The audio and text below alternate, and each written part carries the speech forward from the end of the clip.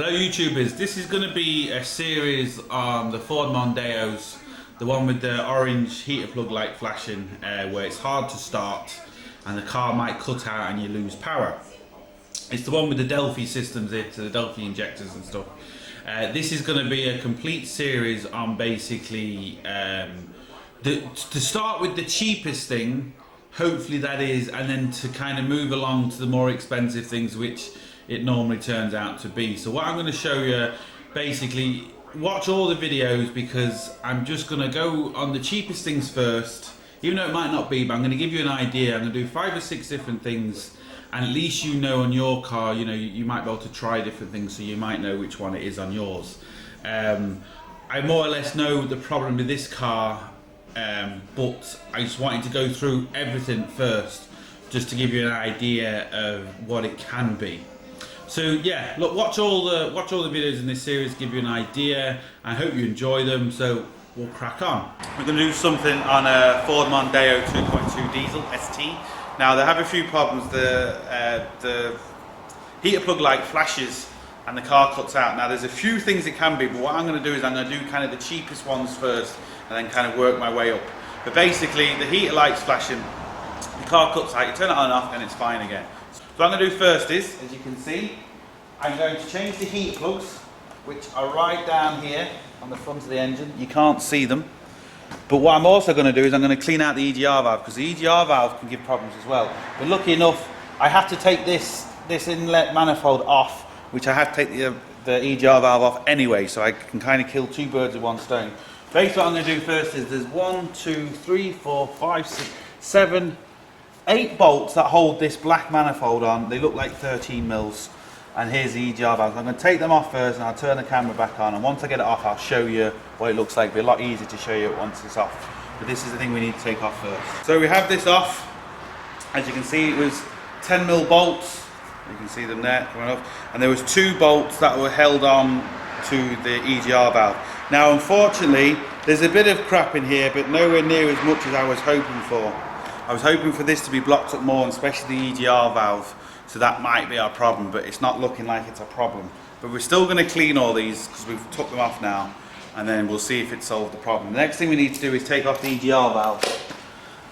And as you can see, there's 2 10 mil bolts holding on the actual metal pipe, and then there's just a Jubilee clip underneath, and then the little sensor on this side. So we'll take off that, turn the camera back on, and then see how dirty it is.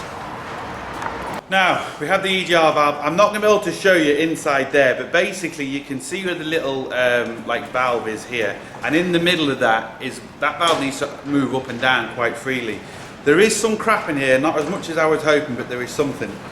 Like I said, this problem could be loads of things. I'm only doing these things because these things are the cheapest things to do first. Don't particularly cost any money, apart from obviously the heat plugs cost. But this is more or less free to do this. And then, you know, we'll have to maybe look into doing more things if we don't solve it. So what I'm going to do is I'm going to get some degreaser, and I'm going to literally chuck this in degreaser, not the electric part, just the bottom part here. And you get a little toothbrush and you just take it out every few hours and just keep basically giving it a scrub. But we need to leave it in there overnight, preferably a good 24-hour soak to really get in all the nooks and cranny. And same again with this. But like I said, to be fair, this isn't bad. I can maybe get a bit out and show you. You can kind of see it there and a bit there.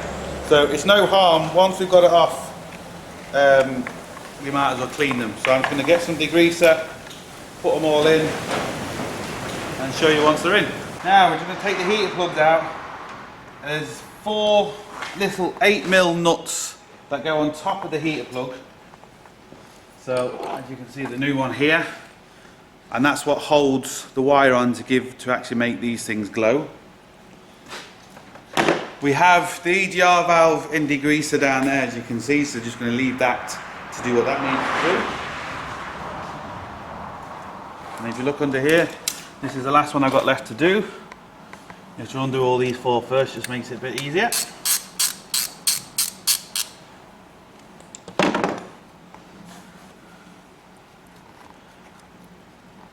Now I can remove the wires out of the way. just like that. And now I can get to the heater plugs. It's a 10mm socket. These are special heater plug sockets. They're all different sizes. This is the 10mm one. Now you have to be careful because sometimes these can be really difficult to get off. And you don't want to cross thread them, putting them back in, or you don't want to break them coming out because you're going to be in a world of trouble.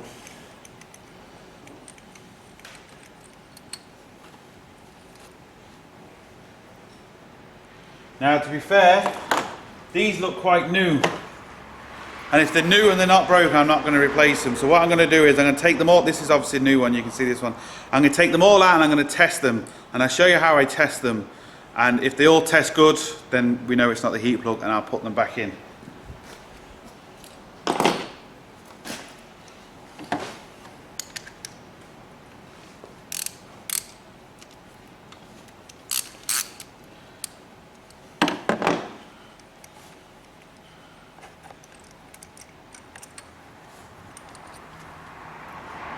Same thing again, doesn't look too bad at all.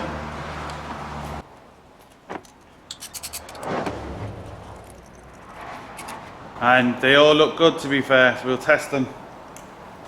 Now basically what I've done is I've just got a length of quite thick wire. I've wrapped it around the bottom of the heater plug or the middle of the heater plug, and I've got pliers. I'm just holding the pliers on it. And what I'm going to do, you need a battery, preferably one that's not in the car. And all I'm going to do is I'm going to touch one end to one pole and I'm going to touch the other end to that. But what we're looking for most importantly is to make sure it glows from the top down. What happens with heater plugs is some heater plugs after a few seconds might glow and you might think it's fine. But if they start glowing from the middle and raise to the top, they're no good. They have to go from the top down. That's the important thing. And you'll see it very quickly heat up if they're any good.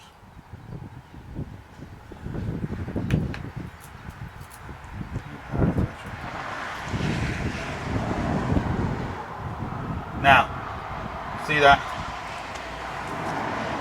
There we go. Now as you can see, that heated up from the top down. Let's do that again.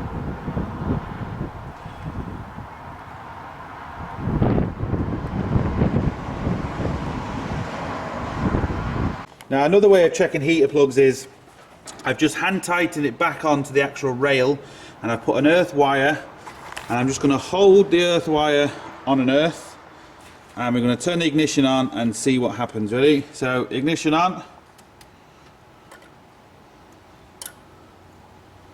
As we can see, we're heating up, we're doing everything we're supposed to be doing. Okay, off. So basically on this particular car the heater plugs aren't the problem. These heater plugs are all good, they've all tested good. They look new, so there really isn't any point of changing them. So we're going to put the old ones back and send the new ones back. Now I'm going to put these back in because there's no point. If they're a bit rusty and a bit groggy, I would definitely be changing them. But they're just not. So I'm not going to bother. They look fairly new, so I'd say someone else had the same idea and changed the heat plugs, and obviously it didn't solve the problem. So we've got to now figure out what the problem is. So I'm just going to put them all back in, hand tighten them all first to make sure you have no problems. See, that one's gone quite tight, so I'm going to leave that.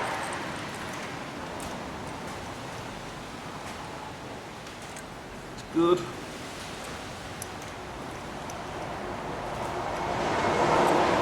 Now this one, for some reason, went tight too quickly. Just be a bit of crap on the threads.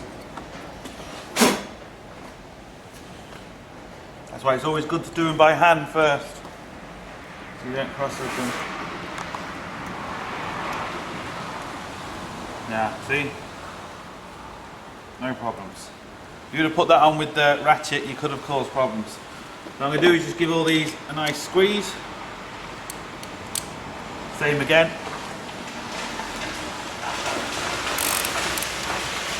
Now, before we got really interrupted, I'm just going to tighten these. And I'm not going to use the full width of the actual ratchet. I'm just going to put my hand down the bottom and just give a bit of a twist, which I've already done on that one. Same on that one.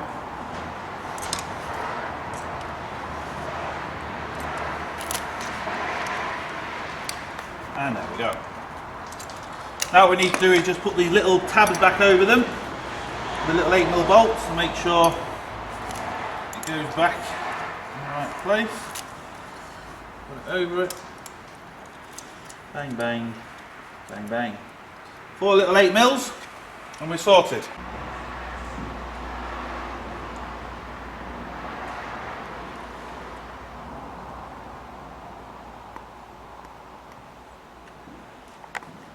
Now, as you can see, we've put the 8mm bolts back just for them, so it's ready basically to put back this. I decided not to clean this because there was just nothing in it really to warrant cleaning, so I've left that the way it is. It's just not blocked up at all. And you can see the EGR valve, which is here, and you can see how much cleaner it looks. You're not going to be able to really see in there, but basically it is looking a million times better. And all I'm doing every half an hour or so is literally just taking it out with this brush, just give it a quick wipe just to help shit come out. Like that, and then just put it back.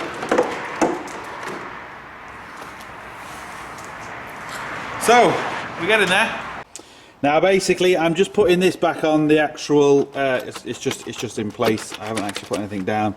EGR valve is still being cleaned, so I'm not going to screw that in yet, just because I might have to get the EGR valve in first. That's just kind of there loose. I don't think on this particular car it's the heater plugs now. There's a lot more I need to go through, and I'm going to do it stage by stage. So if the EGR valve doesn't sort it, which is down here, if that doesn't work, then there's a few more things I've got to try, so there'll be a few more videos, and hopefully we can find out what the problem is, and then basically go from there. So yeah, I'm just going to give it another, I don't have all day to wait, so I'm going to give it another couple more hours.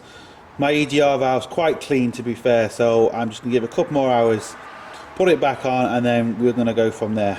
Now, so as you can see, here's the EGR valve, and obviously not going to be able to see properly, but basically in the middle where you see that hole, that's where the valve lifts up and down, and as we can see, it's really clean.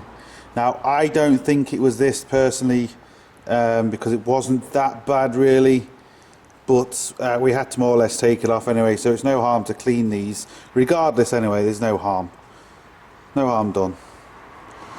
So what I'm going to do is I'm going to shove it back in. I think I have to basically take this pipe off again, because I'm going to put the EGR valve in first.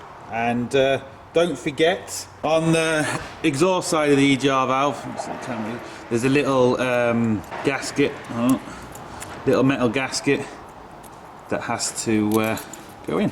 So yeah, I'll turn it on when I've got all that back together. So all it basically is, very simple. 2 bolts at the bottom, so that's actually at the side, you could say. The 2 top bolts, which are basically onto this here, and the bottom pipe goes onto the big flexing pipe down there. Simple. Now I had to take the manifold back off to get the EGR valve in, so I've just put the 2 bolts here, the little clip obviously what powers the thing, and the pipe at the bottom. So now I'm going to shove the intake back in. It goes across there. Now I lost the end part of this video. Nothing to worry though, it's just basically sticking on the intake. It turned out not to be this problem, so it doesn't matter, but potentially you can have this problem, but to be honest, I very doubt it. When your heater plug light's flashing, it's not really your heater plugs. A lot of people think it is, but to be honest, it really isn't. Not with the Delphi system. It's just through bad diesel, wash diesel, stuff like that. You have to be very careful. A quick tip, if you do think you've got wash diesel in your tank, if you can, now it's very difficult to tell, but if you think you've maybe got dodgy diesel, try and get a cup of half a litre of oil, just engine oil, and pour it into your tank. Your car will smoke, and it might not run great, but at least it just lubricates the pump. Because basically what wash diesel is, it takes all the lubricants out, and that's what does the damage. So a bit of oil can help if you do happen to have bad diesel through. So the next videos are going to explain it into a bit more detail, potentially what are the problem is, so stay tuned. I hope you enjoy them, hope it helps you. Thumbs up and subscribe, and don't forget, get your hands dirty. See you for the next one.